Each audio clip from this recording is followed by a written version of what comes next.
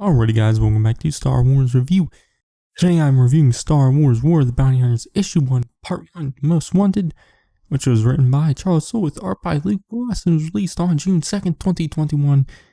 So yeah, I really love this issue. It was a great start to the main series. Obviously there's stuff from last month, but I just really loved, several moments from the issue.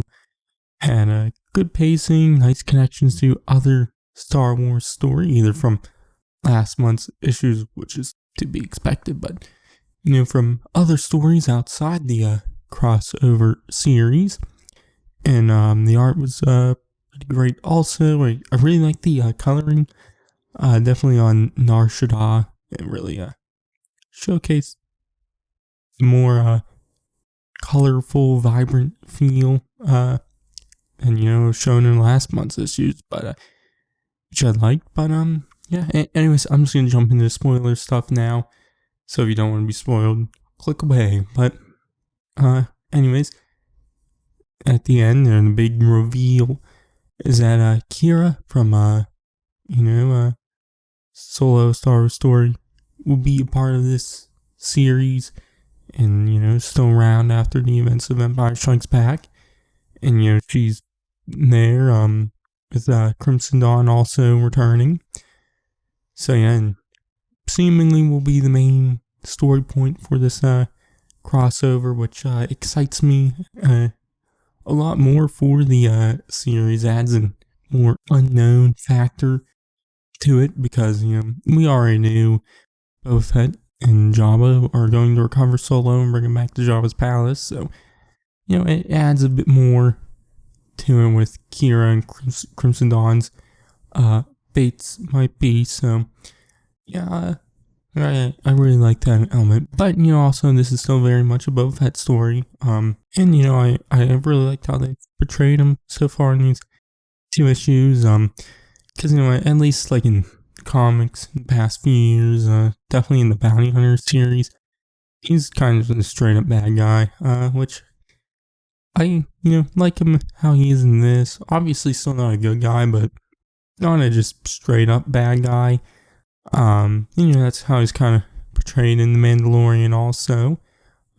Even though it's a tease at the end of season 2, he might be going down the more straight up bad guy path, but obviously it depends on where they go, but that's not about this right now. But I like that portrayal of him more than the straight up bad guy portrayal. But also because I really like this issue. Somehow Charles Soule does it again. At least in my opinion, he has yet to make a Star Wars story I just didn't like. At worst, the stuff he makes is fine, but a lot of times I'm like, wow, this is one of my favorite Star Wars stories. And I just really liked all of his comics and his recent novel Light of the Jedi and whatnot. So yeah, anyways, I've talked decent bits. I'm just gonna do a quick little breakdown, going through each moment. I didn't write one as in depth as I normally do, but anyways, we see Boba Fett on Nar Shaddaa. He goes to his bar, which is the same one because of the bartender from the I believe it was issue 8 of the 2015 Star Wars comic. And I believe we also saw him on the issues of the Darth Maul miniseries, which is also the art for that series done by Luke Ross also. But while he's there, some random bounty hunter sees there's a bounty on Boba's head, so he tries to kill Boba, but Boba sees him and shoots and kills him before the bounty hunter can do anything. So then he heads back to Slave 1, where Zuckuss and Forlom confront him, but Boba takes care of them easily.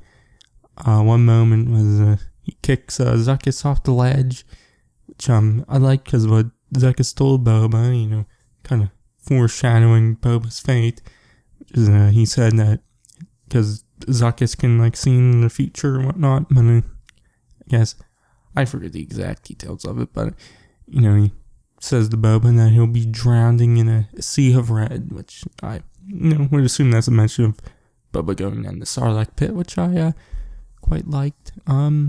So yeah, but because before that, I believe Zuckus revealed to him that he's there for a bounty on his head instead of, because Boba thinks they're there for Han Solo, but so he takes 4-LOM because guy's head detached, so takes his detached head, it's a slave one with him, and obviously puts like a restraining bolt on him and whatnot, and links him up to the computer and finds out that there's Jabba placed a bounty on his head.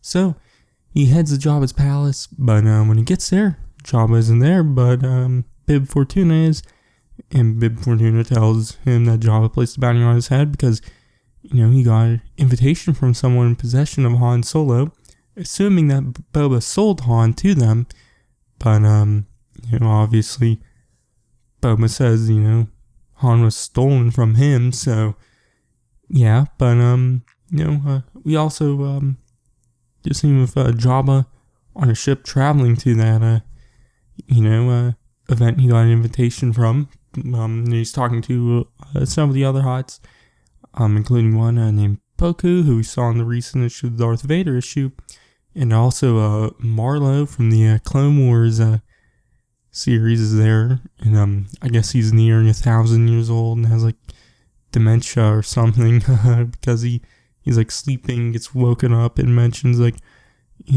Chancellor Lina So from the High Republic, which is a nice connection because obviously right now the High Republic comic has the Hutts involved also, so that's a nice little mention and whatnot. But the Hutts are talking about the figure who sent them the invitation, and the group they're part of, and if they defeated the one person, this new mysterious figure might be very powerful. Obviously, referring to Qi'ra, Crimson Dawn, and Maul, which I like that they have no clue what happened to Maul, because he did die in the middle of nowhere with only Obi-Wan and Ezra around. So I do like that. It's, not a widespread well-known thing, but yeah, it's funny that Jabba doesn't know Maul died because Maul did die on his planet. So yeah, but anyways, then Bib Fortuna shows Boba the message, and it's from Qi'ra inviting people to this event because she's in possession of Han Solo and whatnot. But while all those scenes were going on, we did see moments with Qi'ra, but she's hooded on some ship called the Vermilion, talking to members of Crimson Dawn. In fact, we see one character, I forget the character's name, who was in Solo, but near the end of the issue, we see her talking, she has Han there, and talking about how Han wanted to save her before, and now that he has his chance.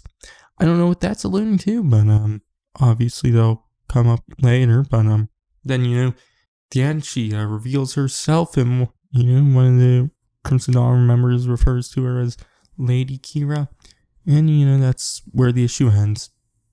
So like I said, I really like this issue. Just a lot about it, that reveal. I like that's following up plot lines from Solo, which I want to see those plot lines continue. And also in the Star Wars issue 13 from last month had another character from Solo, the Wookiee Sagwa, the character's name, appeared in it and joined the rebellion. So it's nice. This is following up stuff from Solo, which I quite enjoy that. But while also kind of being a follow up to after Empire Strikes Back and whatnot. But yeah, anyways, my grade for this issue, I'm gonna give it an A+. I really liked it. So yeah, but anyways, next week, Bounty Hunters issue 13, I believe it is, comes out. So I'll be doing a review of that then, and the next issue for War of the Bounty Hunters. So yeah, but in the meantime, you can check out my reviews of the issues from last month I also did a May 2021 recap of the War of the Bounty Hunters issues, which you could check out. But I'll be doing one at the end of this month and the coming months. So you can check all that stuff out. What's out now and when stuff eventually releases, I'll be doing videos on. So yeah, but anyways, I've been Sarzu and I'll catch you guys in the next one.